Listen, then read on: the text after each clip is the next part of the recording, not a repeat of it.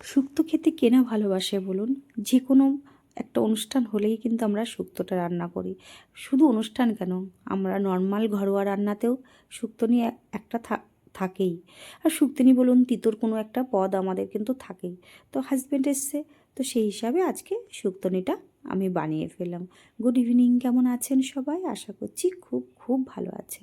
তো হাজব্যান্ড বাজারে গেছিলো, তো যাওয়ার পরে বললো, কী গো, খুব ভালো সজনে ডাঁটা এসছে জানো তো, কচি কচি, নিয়ে আসবো? আমরা হ্যাঁ নিয়ে এসো। তা কী খাবে গো সজনে ডাঁটা দিয়ে? তো বলছে শুক্তনি খাবো জানো তো, বহুদিন হয়ে গেছে, বহু মাস হয়ে গেছে আমি শুক্তনি খাইনি। আমি বললাম, ঠিক আছে। ও বাঙালি খাবার দাবার খেতে ভীষণ পছন্দ করে, যেহেতু ও এগুলো পায় না, ওর কাছে খুব একটা আকর্ষণীয় জিনিস। তখন ঠিক আছে, তাও শুক্তনির সঙ্গে করবো আলু পটলের ডালনা আর বিটরুট ভাজা। ব্যাস, সোমবারের রান্না ছিল তো এটা, এই ভিডিওটা কিন্তু সোমবারের। তো নিরামিষ ছিল, তো ওই জন্য একদম নিরামিষভাবে বানিয়ে ফেললাম। তো সমস্তকে তো আমি তো গুছিয়ে নিলাম, দেখলেনি। আলু পটলটাও কেটে রেখেছি, মশলাটা রেডি করে রেখেছি, আর আমি বিটরুটটাও কেটে রেখেছিলাম। তারপরে আমি একে একে কড়াইতে আমি প্রথমে বড়িগুলো ভেজে নিলাম। তো বড়ি ভাজা তেলেই আমি করলাটাও ভেজে নিলাম। করলাটা খুব বেশি ভাজা লাগবে না, একটু এদিক ওদিক করে একটু লালচে করে ভেজে নিলেই হয়ে যাবে, কারণ করলার মধ্যে খুব একটা তিতো তো থাকে না। ওই যা হোক করে ভেজে, একটু লবণ দিয়ে ভেজে নিতে হবে।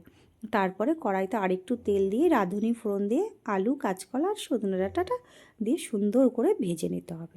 হ্যাঁ, অবশ্যই হলুদ ছাড়া ভাজতে হবে, কারণ হলুদ দিলে তো কড়াইতে লেগে যাবে, মানে পুড়ে যাওয়ার চান্সটাই থাকবে। তার জন্য শুধুমাত্র একটু লবণ দিয়ে, যাতে মশলাগুলোর মধ্যে একটু, মানে সবজিগুলোর মধ্যে একটু লবণ ঢোকে, তার জন্য লবণ দিয়ে ভেজে নিতে হবে।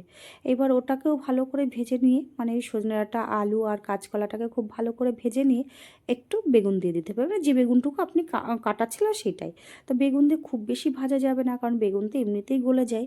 তো এপিট ওপিট করে একটু নাড়াচাড়া করে ওই ভেজে রাখা করলাটা দিয়ে দিতে হবে। দিয়ে ওটাকেও সুন্দর করে একটু নাড়াচাড়া করলাম, করে নিয়ে বেটে রাখা মশলাটা দিয়ে দিলাম। তো মশলার মধ্যে ছিল সর্ষে, জিরে আর আদা। তা আদাটা খুবই সামান্য পরিমাণে ছিল, খুবই অল্প দিয়েছি, কারণ আদা বেশি দিলে আবার ঝাল মতন হয়ে যেতে পারে। তো যার জন্যে খুব সামান্য পরিমাণে আদা দেওয়া হয়েছিল। আর তারপরে ওটাকে সুন্দর করে কষিয়ে নিলাম। নেওয়ার পরে পাশে করে রেখেছিলাম গরম জল, সেটা খুবই সামান্য পরিমাণে দিলাম, যেটুকুই আলু আর কাঁচকলাটা গলে যায়। তো সজনে ডাঁটা তো এমনিতেই ভাজতে ভাজতে খুব টাটকা সজনে ডাঁটা ছিল। তো যখনই ফুটে উঠলো, তার মধ্যে আমি দিয়ে দিলাম বড়িটা। তো বড়িটা দিয়ে দেওয়ার পরে বড়িটা দিয়ে সুন্দর করে একটু ফুটে উঠবে। বাস, বড়িটা গলে গেলেই, আলু গলে গেলেই আমার শুক্তনি রেডি হয়ে যাবে। হ্যাঁ, অবশ্যই নামানোর আগে একটু দুধ দিয়ে দিলে কিন্তু শুক্তনির টেস্টটা কিন্তু অনেক দ্বিগুণ বেড়ে যায়। তো আমি এইভাবেই শুক্তনিটা করি, আপনারা কিভাবে করেন জানাবেন। আর আমার রান্না যদি আপনাদের ভালো লেগে থাকে, অবশ্যই লাইক, সাবস্ক্রাইব অ্যান্ড কমেন্ট করবেন, খুব ভালো লাগে।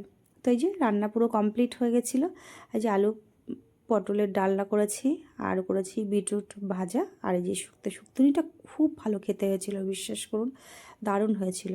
তো নিশ্চয়ই আপনারাও এইভাবেই করেন, বা আপনারা যদি নতুনভাবে কিছুভাবে করেন তো অবশ্যই জানাবেন। এই ছিল আমার সোমবারের পুরো দিনের লাঞ্চ।